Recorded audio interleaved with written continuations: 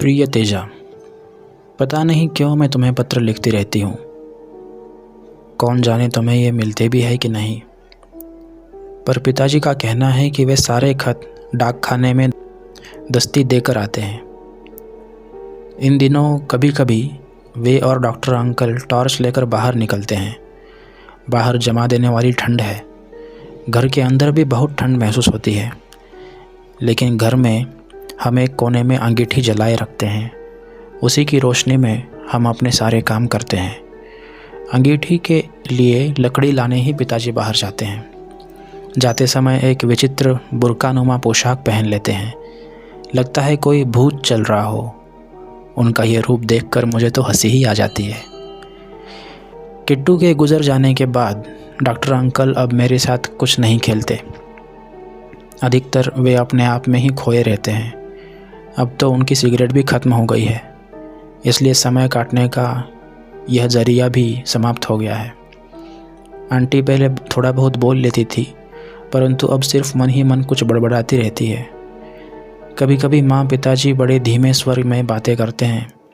मेरे साथ बोलने के लिए किसी को फुर्सत ही नहीं है, इसलिए जब भी बहुत उकता जाती हूँ, तंग आ जाती हूँ, तो फिर अंगीठी की रोशनी में तुम्हें खत लिखने बैठ जाती हूँ। जो कुछ मन में आता है लिखती रहती हूँ। कई पत्र तो डाक में डालने के लिए पिताजी को देती ही नहीं हूँ। अपने लिए उन्हें ठंड में बार बार बाहर भेजना ठीक नहीं लगता।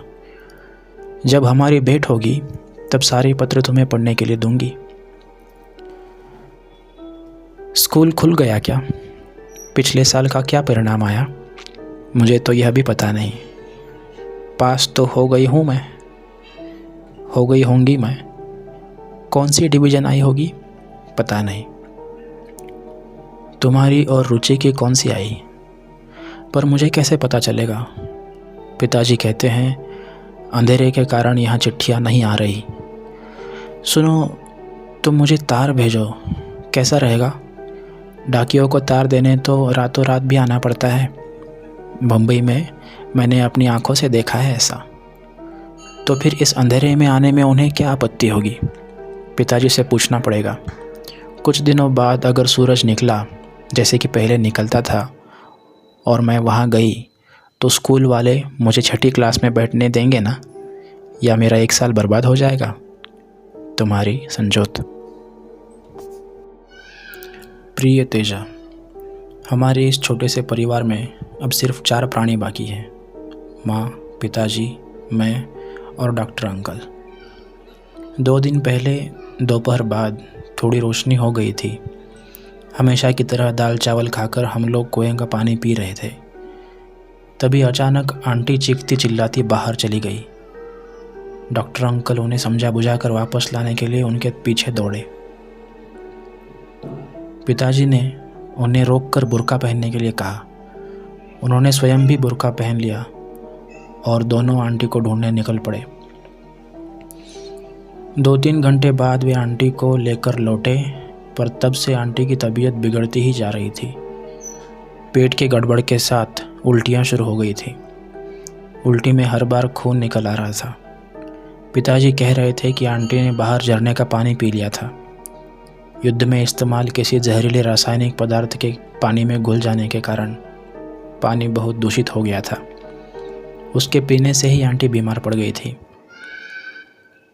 इसका मतलब है हमें अब ज़िंदगी भर उसी कुएं का सड़ा हुआ पानी पीना पड़ेगा। हमें स्वच्छ और अच्छा पानी क्या कभी नहीं मिलेगा? उफ, कैसी गंदी बदबू है उस पानी में। कितनी भयानक स्थिति है, कुछ समझ में नहीं आता। जी करता है सबकी नज़र बचाकर बाहर निकल भागूं और जो आंटी ने किया वही कर डालूं। डरो मत, मैं ऐसा कुछ करूंगी नहीं। कम से कम कुछ नहीं, जाने दो। इसके बारे में बात करना भी बेकार है। मैंने अब तुम्हारे पत्र की आशा छोड़ ही दी है, और कुछ न सही, कम से कम दुनिया से अलग थलग पड़ी अपनी सहेली के पत्र ज़रूर पढ़ना। तुम्हारी संजोत। पुनश्च पिताजी के बार बार चेतावनी देने पर भी एक बार मैं उनके पीछे पीछे बाहर गई थी। चुपचाप छिपते छिपाते।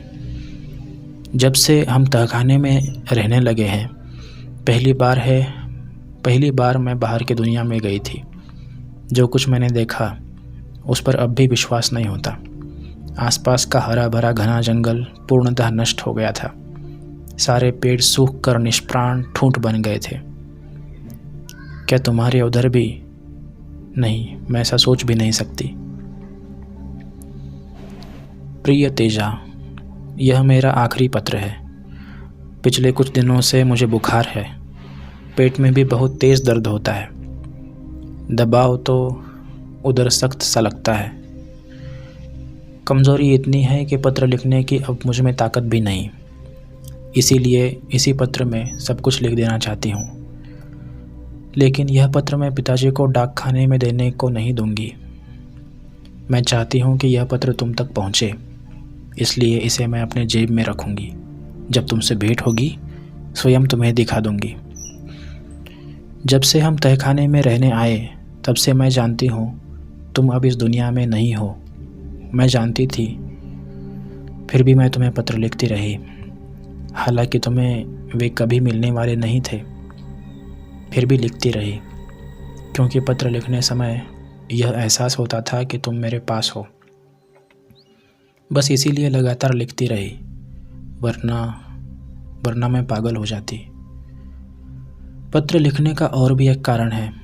माँ पिताजी सोचते थे कि शेष दुनिया में कैसा मृत्यु का तांडव है। मैं उससे अनजान हूँ।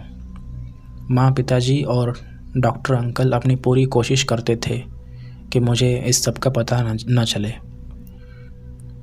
मैंने भी सोचा कि मैं यह प्रकट नहीं होने दूंगी कि मुझे सब मालूम है।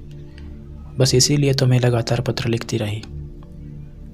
अब बाहर आसमान साफ हो गया है, खूब रोशनी है, लेकिन पिताजी कहते हैं कि अभी हम 1-2 साल धूप में नहीं जा सकते, बाहर का पानी भी नहीं पी सकते।